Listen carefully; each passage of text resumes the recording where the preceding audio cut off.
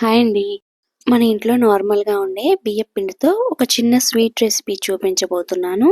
ముందుగా మిక్సీ జార్‌లో ఓ 15 జీడిపప్పులు, అలాగే ఓ 10 బాదం పప్పు వేసుకోవాలి.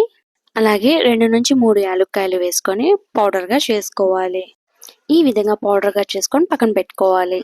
ముందుగా స్టవ్ మీద ప్యాన్ పెట్టుకొని ఒక 2 స్పూన్లు నెయ్యి వేసుకోవాలి. నెయ్యి మెల్ట్ అయిన తర్వాత ఒక పావు కప్పు బియ్యపు పిండి వేసుకొని బియ్యపు పిండి అనేది పచ్చివాసన పోయేదాకా ఫ్రై చేసుకోవాలి. పచ్చివాసన పోయిన తర్వాత స్టవ్ ఆఫ్ చేసుకొని ఓ ప్లేట్లోకి ట్రాన్స్ఫర్ చేసుకోవాలి. వేరొక ప్యాన్లో 125 గ్రామ్స్ పంచదార వేసుకొని క్యారమలైజ్ చేసుకోవాలి.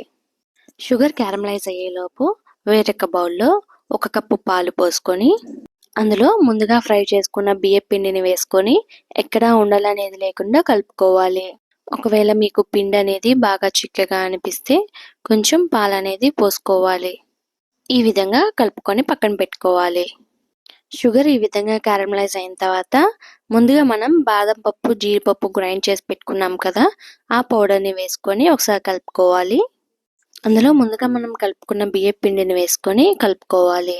ఒకవేళ మీకు మరీ చిక్కగా అని అనిపిస్తే, ఒకవేళ ఉండగట్టినట్టుగా అనిపిస్తే కొంచెం చల్లారనిచ్చుకొని ఒకసారి మిక్సీ పట్టుకోండి. దీనికి కొంచెం టైం పడుతుంది. షుగర్ కరిగి పిండిలో కలవడానికి మనం తిప్పుతూ ఉండాలి. కొంచెం సేపటికి ఈ విధంగా అవుతుంది. దానిని మరికొంచెం సేపు కలుపుకుంటూ ఉండాలి.